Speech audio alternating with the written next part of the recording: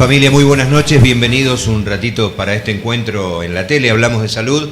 En pantalla el conductor habitual de este Médicos y Comunidad, el doctor Omar Maresca. Omar, qué gusto, buenas noches. ¿Cómo estás, Raúl? ¿Bien? Muy bien, ¿cómo vamos? Bien. ¿Cómo vamos por la vida? Tan amplia la pregunta. Bueno, sin entrar en detalle, digamos que bien. Lo mejor que se pueda, como dicen por allí.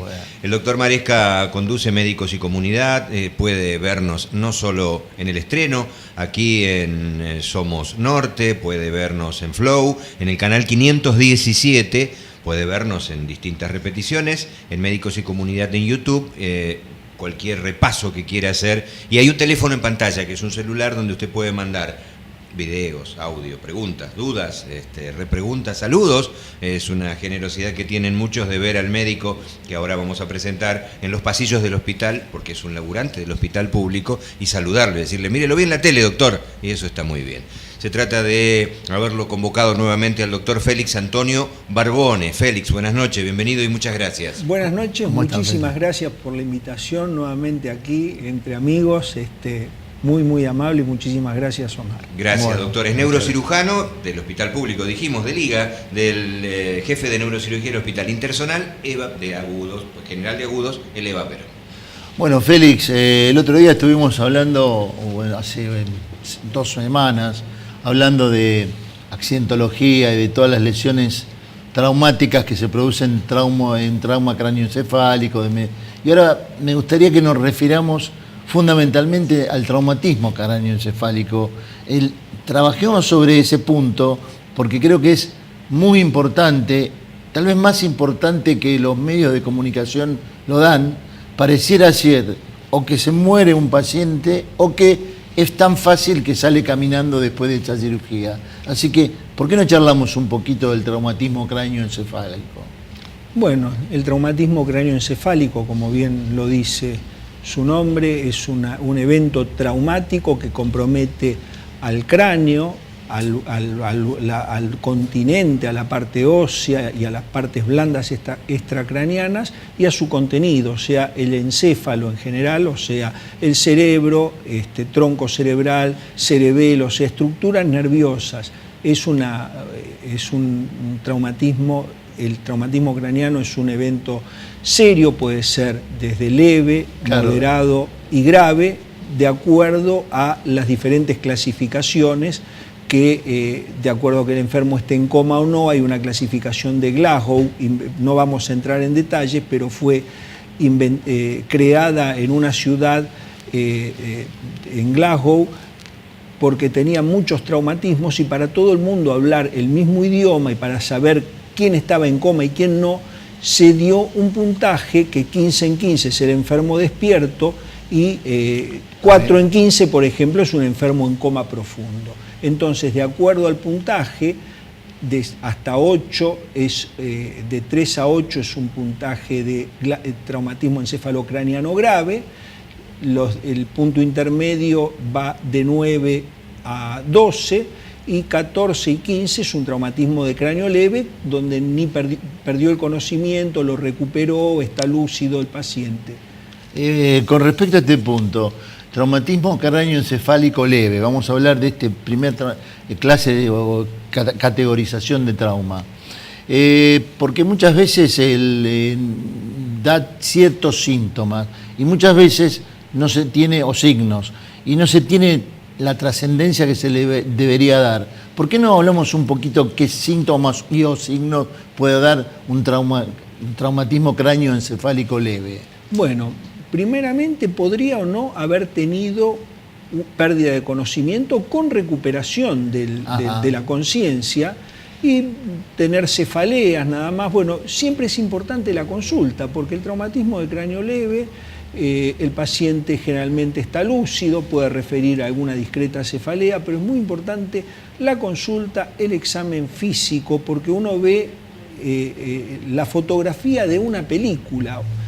Claro. Hay que seguirlo y observarlo en el tiempo. A veces, si está acompañado o no de fractura de cráneo, ya uno tiene que pensar en internar al paciente porque la fractura potencialmente nos puede conducir a la presencia a posteriori de un hematoma intracraniano. Entonces es importante la observación en internación o la observación en guardia y luego de cierto tiempo mandarlo a la casa al paciente con pautas de alarma y una nueva consulta al otro día, o si lo amerita o si tiene alguna sintomatología nueva, que vuelva a la guardia a consultar. Es muy importante lo que planteas con respecto a volver a la guardia a consultar en caso de un traumatismo leve, porque a veces puede llegar a ocurrir que no vuelvan a consultar y pueden ocurrir que venga después con una lesión severa por no haber hecho la consulta.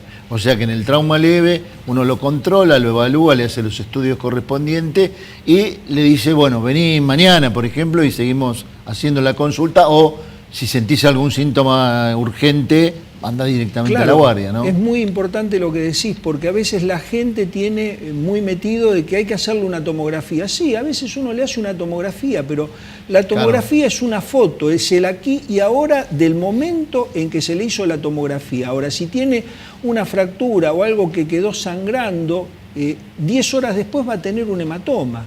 Lo importante es que el hematoma le va a dar síntomas, entonces es importante que no es solo sacarle una tomografía, lo tiene que ver un médico, un especialista o un médico entrenado para hacerle un examen neurológico completo y de acuerdo a eso orientar los estudios correspondientes, en este caso una tomografía computada del cerebro. Y eso que se dice frecuentemente, que no se duerma mientras está en la casa o algo así, viste que culturalmente la gente plantea, manténgalo despierto. Hay que dejarlo despierto. No es tan así, o sea, hay que observarlo, porque una madre se da cuenta y sabe si el hijo está durmiendo normalmente o no. O sea, no podemos torturar a un niño que tiene un traumatismo de cráneo leve, que pudo haber perdido el conocimiento, lo recuperó, quedó sin cefaleas, 6 horas de observación con un examen neurológico normal, no lo podés mandar a la casa y encima dejarlo despierto toda una noche, lo tenés que dejar dormir. Eso es importante, y lo tiene que ver la madre, que es quien conoce a su hijo,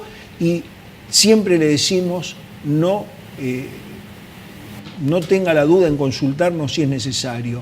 Su consulta no nos va a molestar. Es preferible una consulta de más que una consulta de menos. Es como en el caso de apendicitis, ¿no? Exacto. Así que, bueno, ese es un punto importante. Y pero después, está bien, Omar, está bien, echa por tierra la fantasía de la gente que nos está mirando. Que no duerma, por favor, no lo dejes dormir. No es tan así. Y por ahí el tema tiene síntomas por el insomnio, de no haber dormido toda la noche y se siente peor. Irritabilidad, se siente. Entonces es importante que culturalmente uno vaya explicando para que la gente tiene una cultura determinada en algunos puntos que uno no sabe quién se lo dijo, que uno vaya diciendo, bueno, que la madre lo vea, lo siga, lo controle, y ante cualquier alteración que vea, por ese sangrado que dijiste que puede gotear de a poquito, que traiga a la guardia nuevamente para que el neurocirujano decida lo que hay que hacer. Si es que existe, ¿verdad? Bueno, ¿todos los traumatismos cráneoencefálicos se operan? No todos, pero muchos de ellos, el traumatismo de cráneo grave, con la presencia, depende de que luego del examen físico, un paciente en coma con determinados signos y síntomas neurológicos que no nos vamos a extender para explicárselo a la población, pasa por el tomógrafo y si tiene una lesión potencialmente quirúrgica o quirúrgica se lo operará para evacuación de hematomas, reparación de hundimiento craneano, fracturas con hundimiento, etcétera, ¿no? A veces se le pone sensores de presión intracraneana para medirle la presión. ¿Cómo es ese sensor de presión intracraneana? La PIC, o sea, la presión intracraneana, es como de la misma manera que uno le puede tomar la presión a un neumático. Hay dispositivos que se ponen, lógicamente, en un paciente con un traumatismo de cráneo grave, en coma, o sea, un paciente que lo requiere, se le hace una pequeña incisión en el cuero cabelludo con un pequeño orificio y se pone un sensor intracerebral, intraparenquimatoso cerebral, y se toma la presión. Entonces, habitualmente tiene que ser igual o menor de 10 o de 10, 12 milímetros de mercurio. existe hipertensión endocraniana cuando esta presión está en forma sostenida por encima de 20 milímetros de mercurio. Esta presión aumentada puede ser por edema cerebral, por hinchazón cerebral o porque tiene un hematoma. Directamente nosotros, si tiene un hematoma, primero le operamos el hematoma y luego lo dejamos también con un sensor de presión intracraniana para su control y monitoreo posquirúrgico. Ajá, son aparatos que, bueno, que los ven en la pantalla, lo van a estar sí, viendo. yo creo que es importante este tema porque fundamentalmente en los traumatismos que vos tenés una duda o después de que lo operás también lo ponés como control, así funciona. Exacto, la presión intracraniana se mide no solo previo a evacuar un hematoma, sino posteriormente se deja el sensor puesto para hacerlo el monitoreo, porque muchas veces al paciente no se lo puede despertar porque continúa en coma. Claro. Entonces uno cómo sabe en terapia si siguió sangrando, si presenta edema, si presenta lesiones nuevas, porque hay lesiones que se producen en el momento del traumatismo. Una fractura se produce en el momento del traumatismo.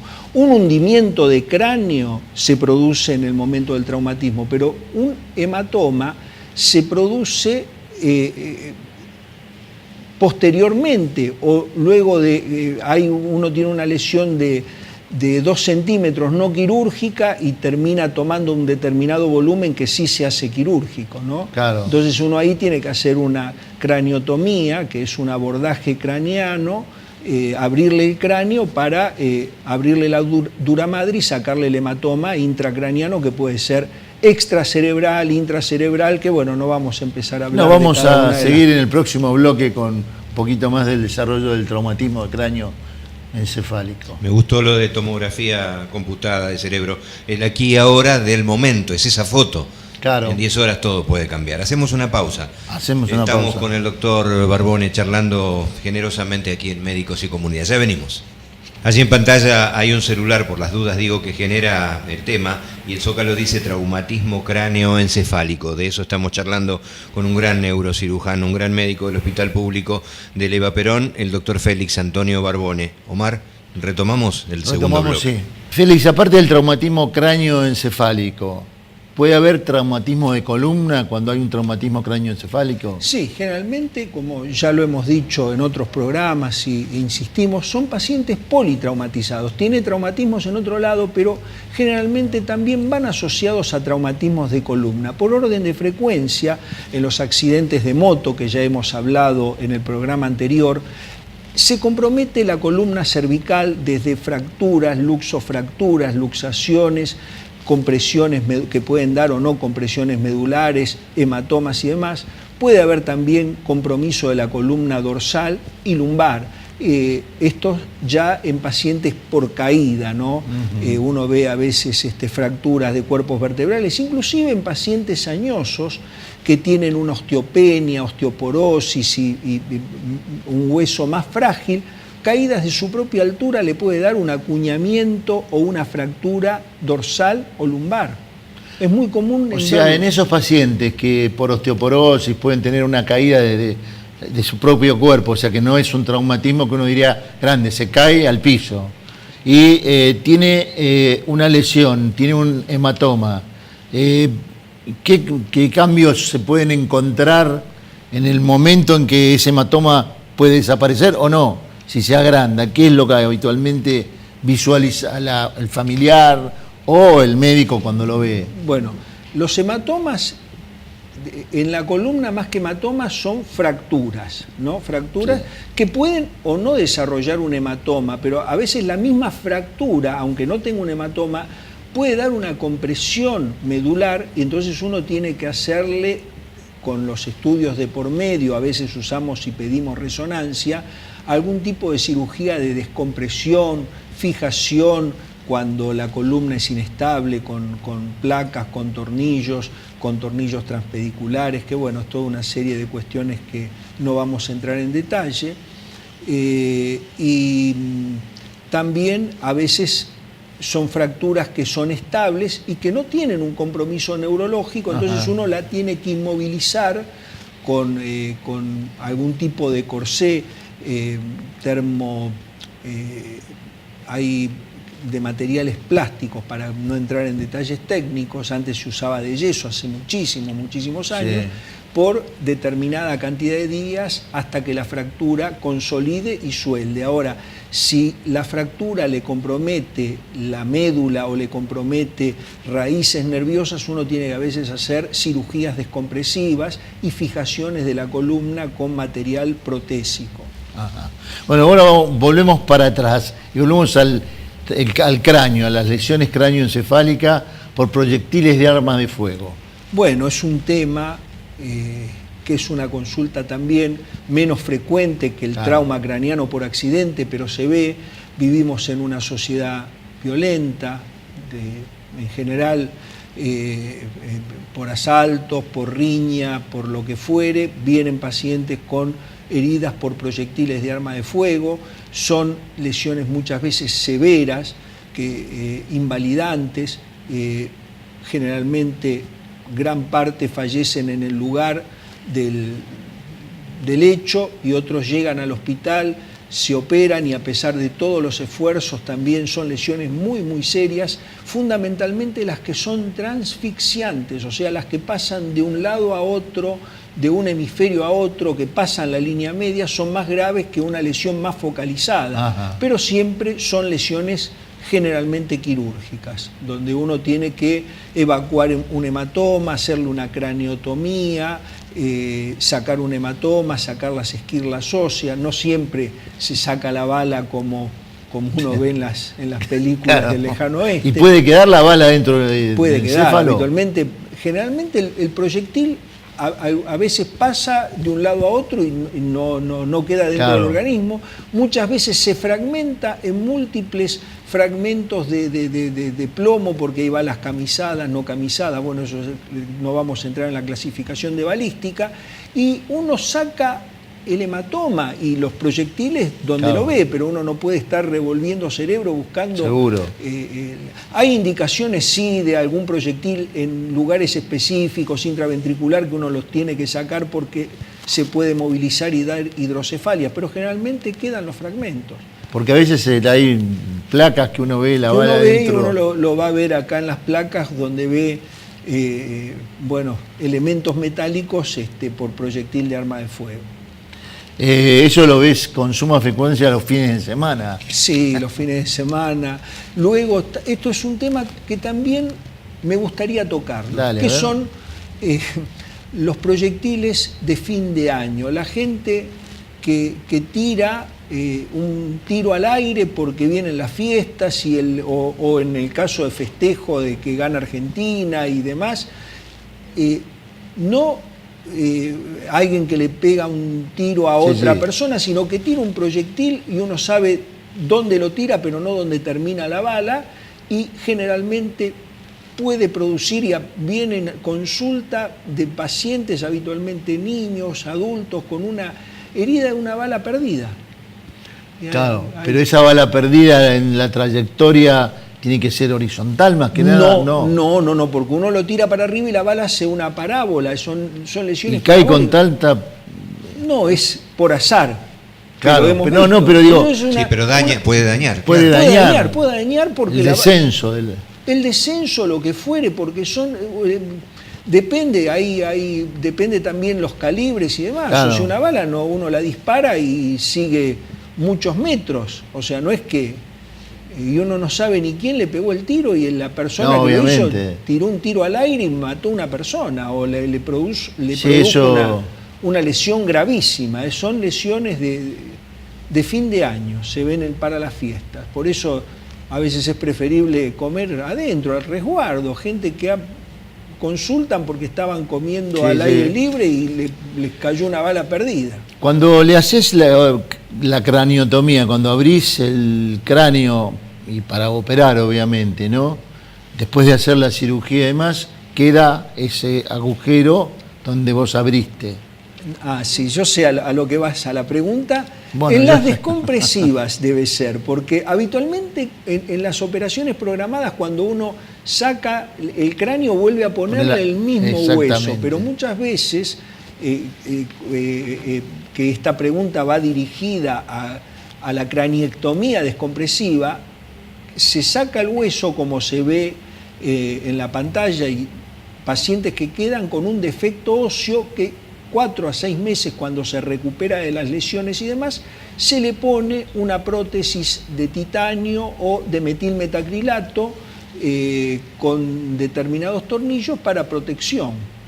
Es una operación rutinaria, que eso se denomina cranioplastía. Las craniectomías se reparan en forma diferida con una cranioplastía.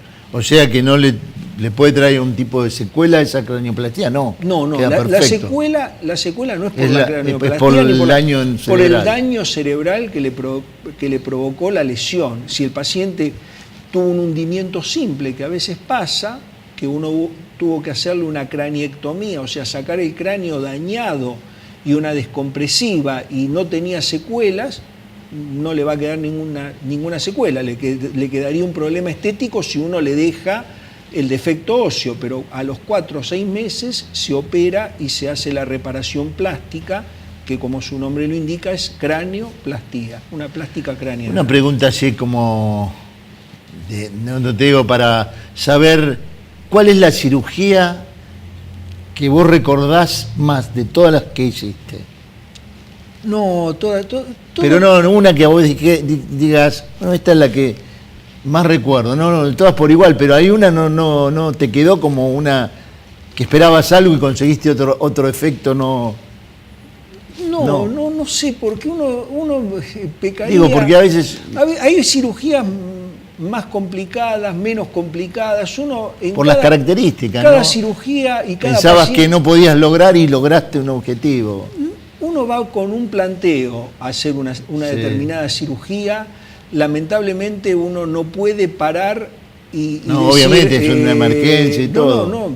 Uno decir, bueno, me faltó este elemento. Uno a veces se tiene que arreglar con lo que tiene porque van surgiendo cosas, pero no...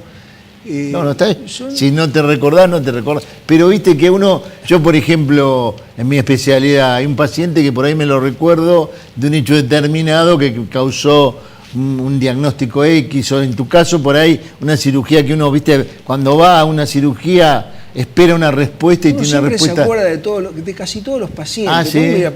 No sé si con nombre y apellido, pero recordás porque no sos todas las cirugías. Todas las cirugías, porque no siempre uno da buenas noticias, porque los pacientes, lamentablemente, el paciente que entró con un Glasgow bajo y muy mal a pesar de todos los esfuerzos, se termina muriendo. Y es un drama para la familia y para un médico también. O sea, uno le pone las mismas ganas a todos por igual. Lo que pasa es que hay cirugías que uno las recuerda por lo larga, ¿no? Porque hemos estado, y los que me acompañaron en cirugías de más de 10 horas sabe a lo que me refiero, que te cansa mucho y uno recuerda por el cansancio. Bueno, Félix, se terminó el programa. Hay que estar Nosotros 10 horas, no nos cansamos, pero no nos da el tiempo para seguir. Hay que estar 10 horas, digo, con ese gasto. Hemos estado, sí. ¿Podemos volver a invitarlo, doctor? Sí, con muchísimo Tendría gusto. La generosidad de venir a visitarnos. Muchísimas gracias, me gustaría. Ha sido un placer, de verdad. Gracias Félix por la Antonio invitación. Barú, lo que preguntaba Omar tiene que ver con la trayectoria del médico del hospital público, donde recibe tantas cosas de las que hablamos. Exactamente. Y qué cosas te marcan más en tanta historia pero de médico. Se acuerda de todas. No, uno... Bueno. Gracias, Doc. Un gusto, muy Félix, bien. muchas gracias. Chao, Omar, buenas noches. Chao. Familia, nos encontramos la semana que viene. Son muy amables. Gracias.